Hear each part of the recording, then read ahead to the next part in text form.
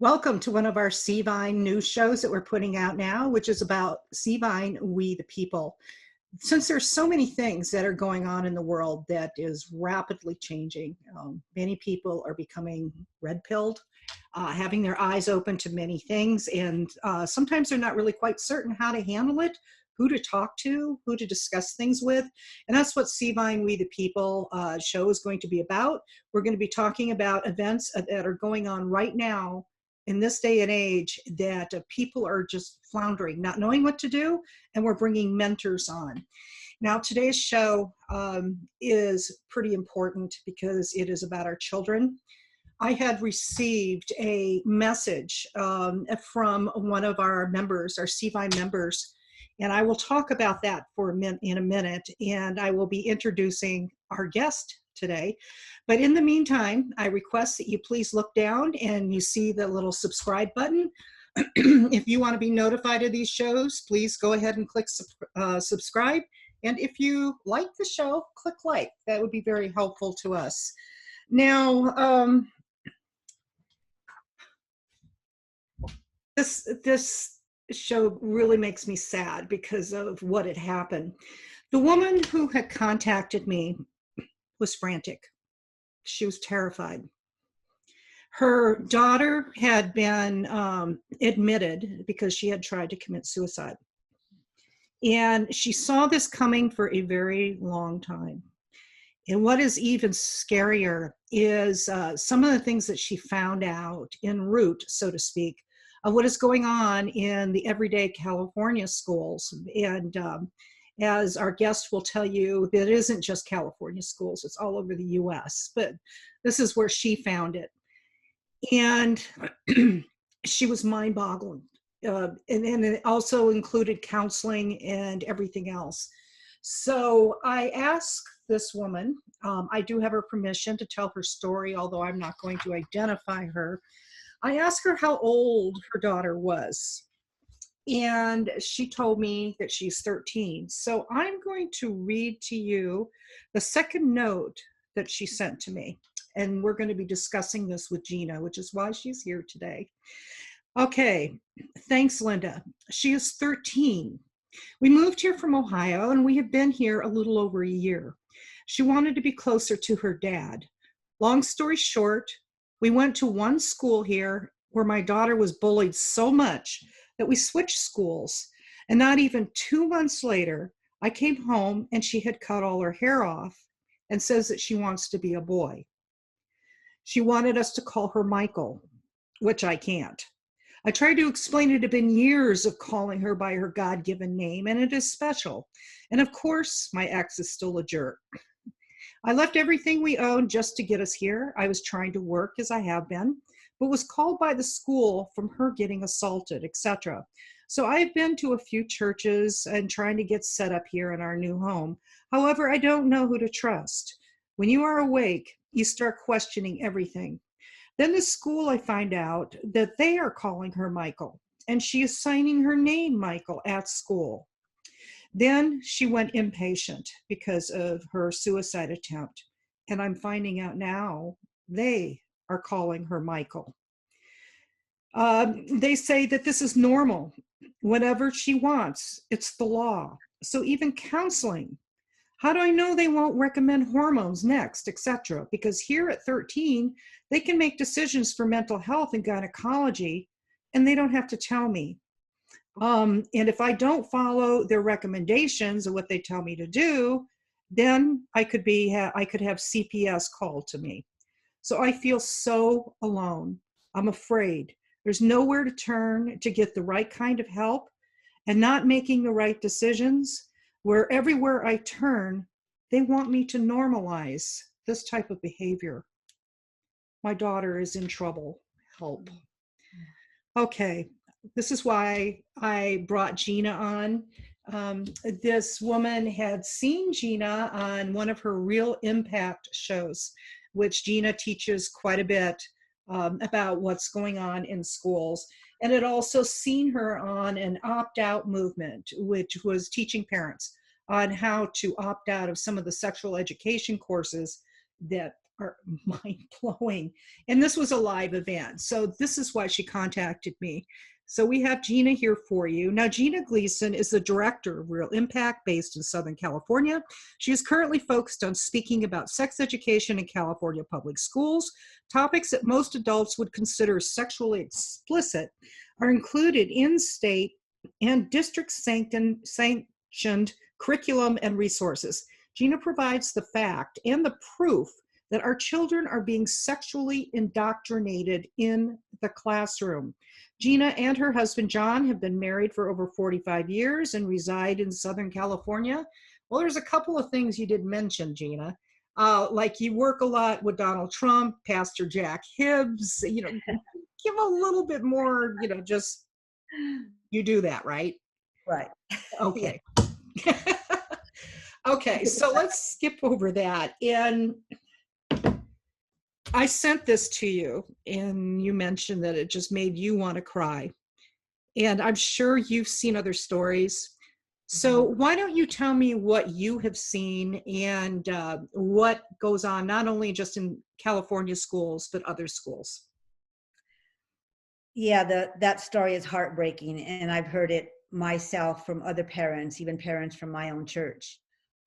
Their children are being exposed to ideas about sexuality that are in complete opposition to what parents believe and how they've raised their children, whether it's just normal heterosexual sex or with their biblical values about sexuality. The kids are being indoctrinated in the classroom, behind closed doors, and pretty much anything and everything goes. And a large part of it is, yes, the whole transgender, gender confusion, um, curriculum conversations, but this is overall just sexualizing our children, whether it's heterosexual sex, whether it's homosexual sex, whether it's transgenderism. It is just sex, sex, sex in the schools. And it's not just the curriculum that is being allowed in the schools because of a law that passed in 2016, the California Healthy Youth Act. It is in English courses, it's in math, it's in history, it's in everything. So parents need to be aware of what their children are being taught, the conversations that they're having, the homework, the assemblies, any special speakers, or anything that is taking place in the classroom. The parents really need to be talking and communicating with their kids about what they're being exposed to. It's not just in school, watching halftime on the Super Bowl. Right.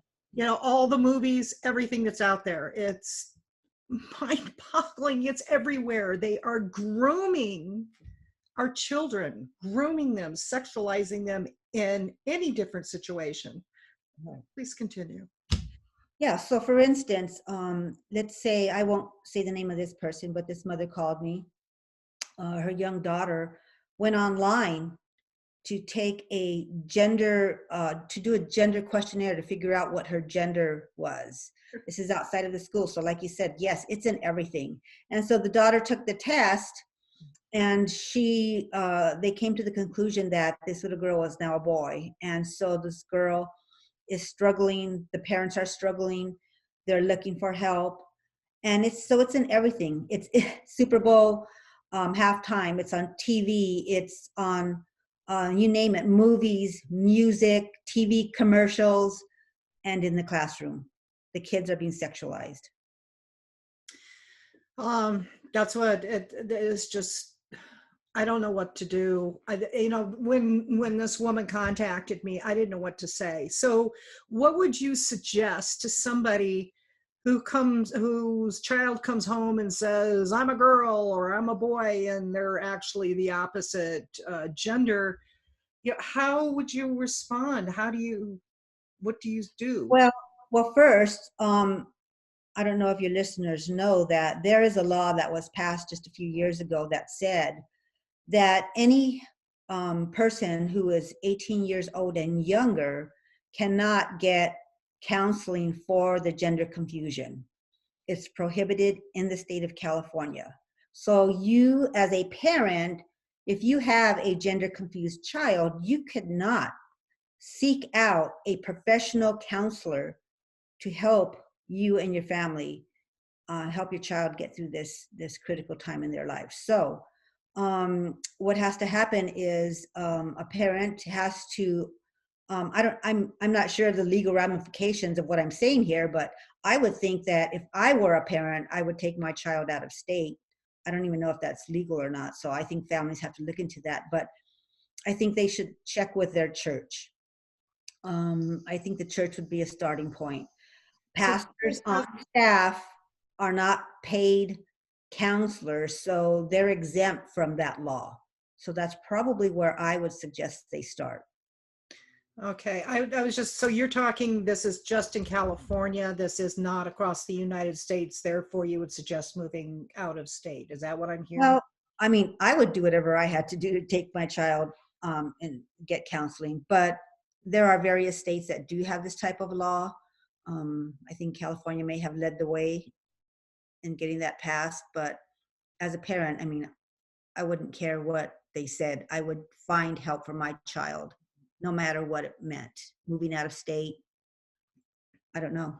It's a difficult So position. the churches, not all churches, some churches might have some sort of counseling that would help.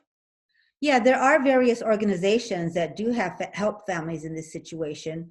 I know that our church has a ministry. It's called White Stone Ministry, and they counsel people who are dealing with this, whether they're young people or adults. Various churches may have this type of ministry, but there are outside organizations that also help. Um, there's a few others that I can't think of their names off the top of my head, but they're faith-based, and I think they probably do a lot of their counseling for free to get around this law that prohibits counseling minors. Okay, there's a lot of parents that are pulling their kids out of school. I know, I certainly would. But some people don't have that option. Correct. So, in the meantime, she mentioned in her letter that if she doesn't comply with what the school recommends or the counselor recommends, that they could call Child Protective Services. Well, and she's basing that on the facts that of what have happened to other families. There have been instances in other states, Ohio, Texas, and some really well-known cases where the parents did not want their child to transition to the opposite gender, but the state intervened, the counties intervened. And in one case, the 16-year-old daughter was removed from the family's home and placed in the home of the grandparents because the grandparents wanted the child to be able to transition. You know, those end up being court cases. There's another case in another state where the mother didn't know that her 16-year-old son was given hormone blockers. And she found out, she objected, and that became a court case. But, you know, the son started taking these hormone blockers, and the mother didn't know. So there's various cases across the country. It's going to start happening more and more because our kids are being confused about whether or not they are their natural born gender. Let me ask you to back up a minute. You just said the mother found out that her kid was taking hormone blockers and she didn't know about it. Right. Where is this kid getting the hormone blockers? The county can step in. School authorities may be able to step in. It just depends on what the laws are in all the different states, and there's a variety of laws covering this. But I was just at a conference this past weekend and heard about a doctor in California who is now giving hormone blockers to children as young as 8 years old. So there are just so many rabbit trails and so many things happening that every time we hear these things, we're shocked. I'm shocked. And I've been following this type of news for a long time. But 8-year-olds getting hormone blockers, well, that's a new low in California. And the parents don't know. Well, so, and sometimes it's the parents do know, and sometimes the parents agree. So an 8-year-old, more than likely, they are probably being brought in by their parents, and it's happening. It doesn't make sense. There's that well-known TV program that was out for a long time, I Am Jazz. The little boy became a female through surgery and hormone blockers and hormone therapy.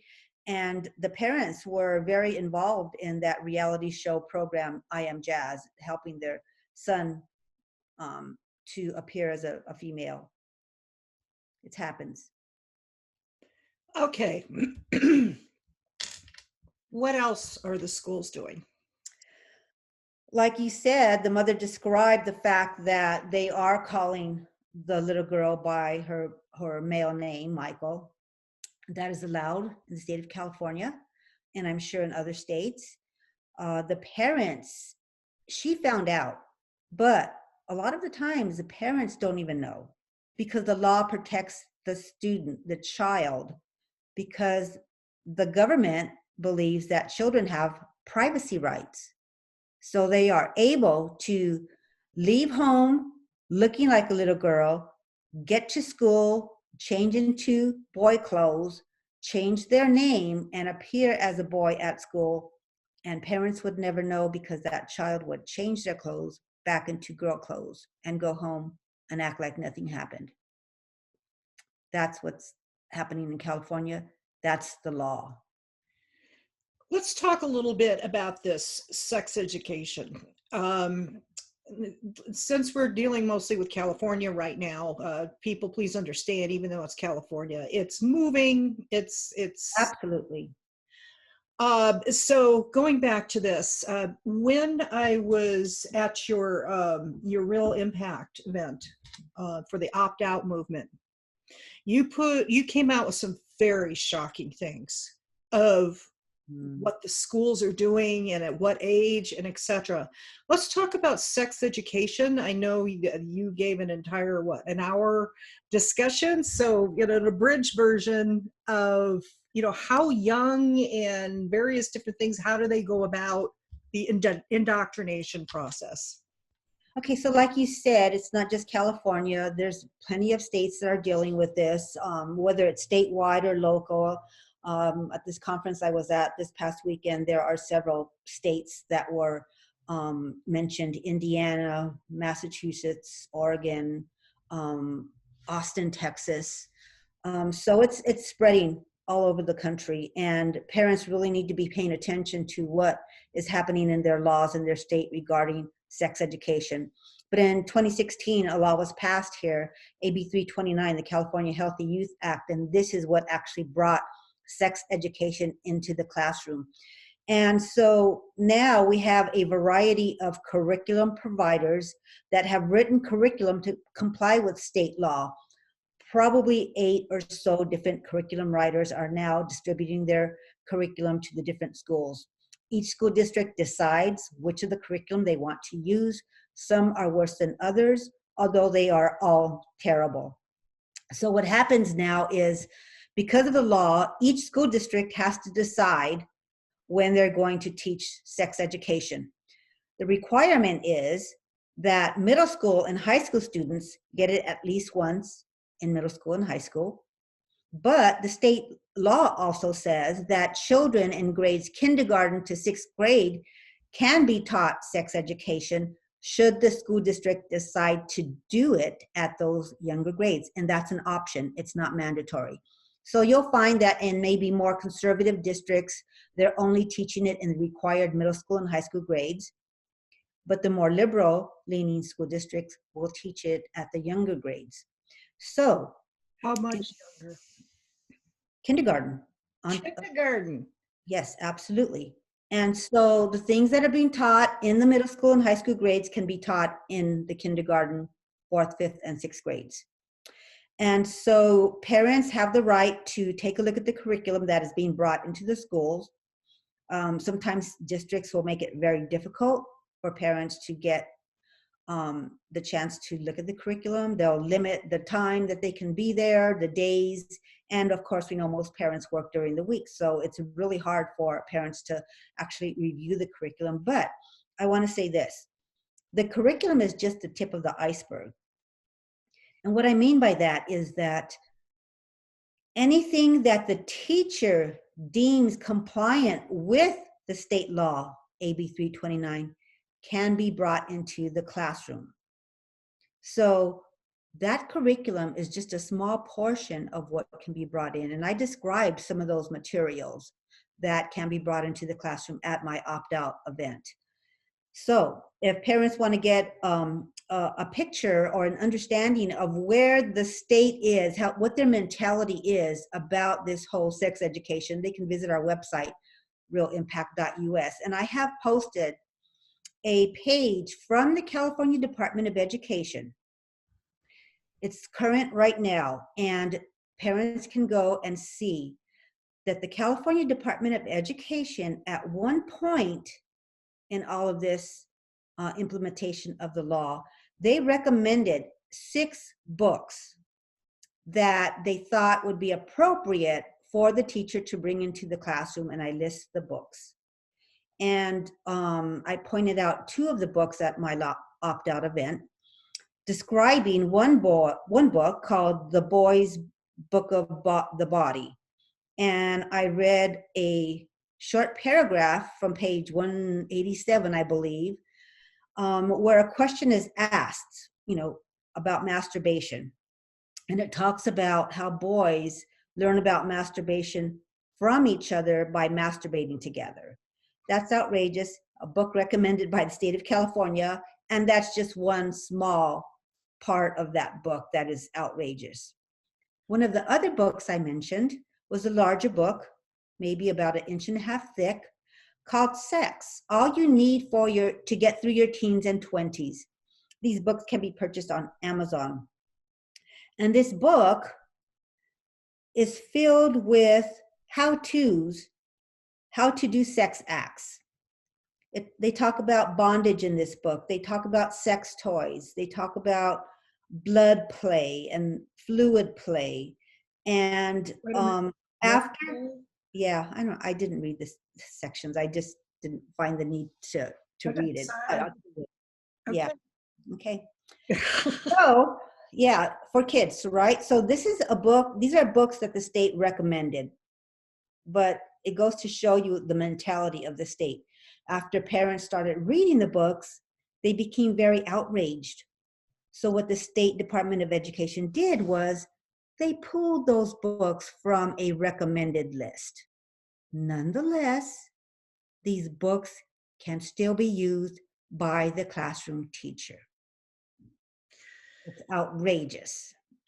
And the sexual education, even if it's in middle school, it isn't like we had when we had sex education, which gave mostly anatomy and the actual heterosexual communications and coming together and the birth of children and etc. This is, well, what other types of sex?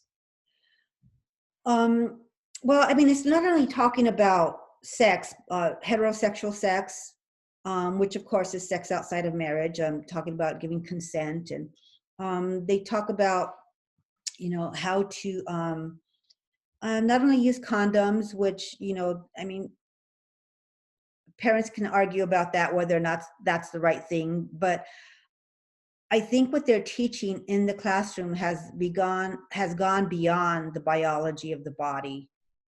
And they are discussing, gender confusion. I've read the curriculum. There are actual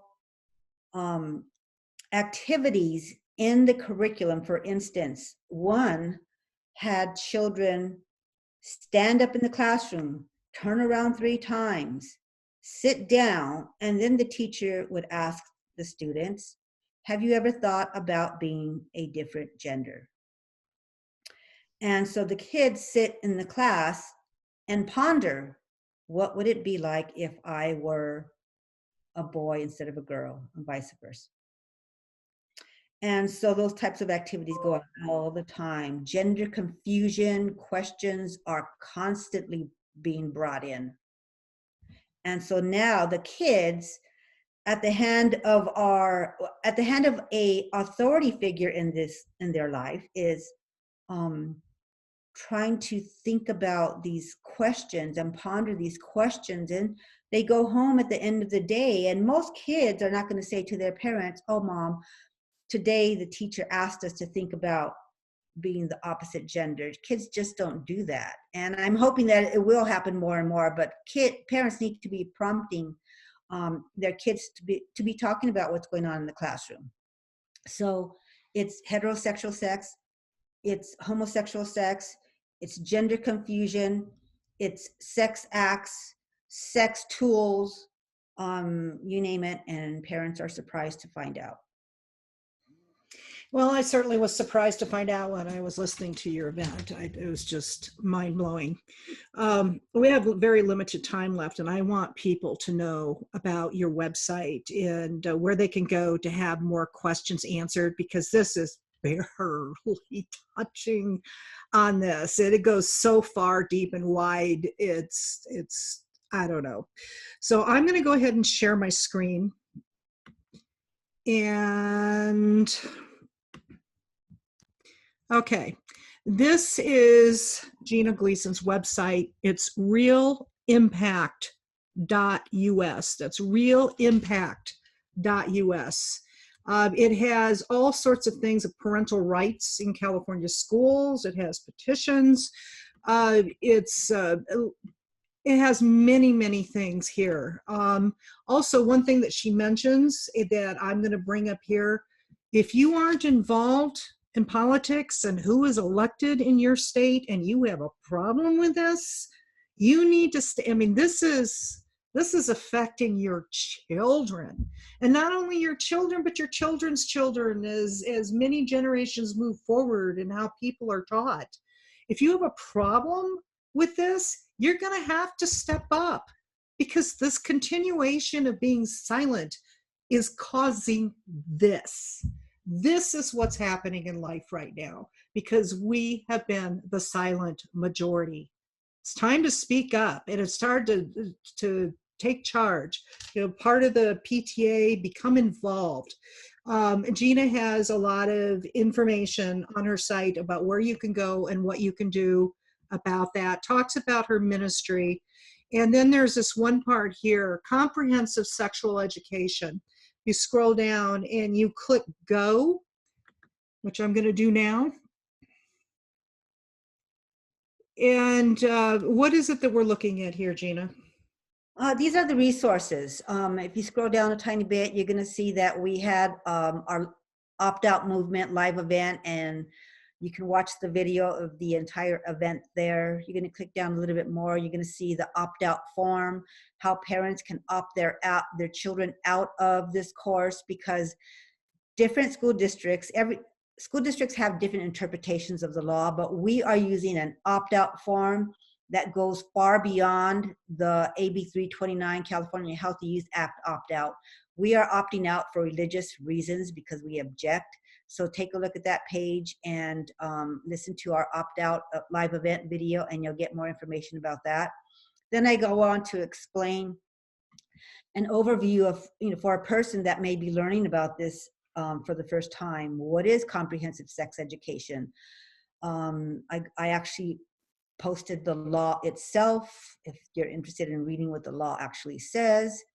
I've had other conferences in the past, the Let Parents Decide conference. We brought speakers out to talk about sex ed in California, and it was a much longer event, and we have an attorney from Alliance Defending Freedom and different speakers, Monica Klein from she was once a Planned Parenthood sex ed trainer, and various speakers, including myself, and talking about what's going on in California. And of course, my pastor, Pastor Jack Hibbs. And then we had a Q&A session. And if you scroll down even more, you're going to get some of the curricula that is being circulated right now. I don't have all of it, and I can't post it because of copyright. issues, but I do have some excerpts and some overviews of what that curricula looks like. Some information by the state of California, understanding where they're coming from on this law. I do have handouts. One of the best ones is the AB 329 infographic and voting record. It's a flyer that shows, gives an overview of what sex ed is. Then it talks about the legislators that actually said yes to all of this and those that opposed it. And it was pretty much across party lines. We have other videos that are interesting regarding this topic and some different news articles related to the whole sexualization of our children. Well, there's people that are, elections coming up here pretty soon. And I know in California, there is a high school teacher by the name of Nicholas Pardue, teaches economics, and he's sick of what he's seeing. And so he's getting out there and he's going to do what he can to help make things right. I mean, he's really going at things strong. Now, Gina's website, again, is realimpact.us, realimpact.us. And there's many more things on this site. Gina gets around. I mean, she is everywhere. She's always running. And so, go to her Facebook page and you'll find her on there. There's so much, keeping up with what's going on. This is the lady that can take you by the hand and to help you. So is there anything you wanted to close out with, Gina? Yeah, I would like to just invite everyone to sign up for our email updates and pay attention to what we're doing. We'll be putting out more events, more activities, getting involved in educating the public about this coming election. So there's a lot going on, and I just hopefully everybody will be interested enough to want to follow what we're doing. Okay, and we're going to also be bringing some of Gina's stuff up onto Cvine. So we're going to be showing more information from there. And if you are at all interested, going to c-vine.com, we have all the late breaking news stories. We're going to have stories like this for We the People. All of that information is on there. If you go to the top, you can become a member, and we'll be sending emails and getting all this out there. But Gina is the lady to go to. She is the lady to speak with, because I mean, she's been incredible in everything that she does and how she gets around everywhere. I don't know how you get the energy. I was lucky to get this interview. So, okay, everybody. Well, have a good evening, and we will be coming to you in just a couple of days with our next Cvine We the People interview. Good night, everybody. Night.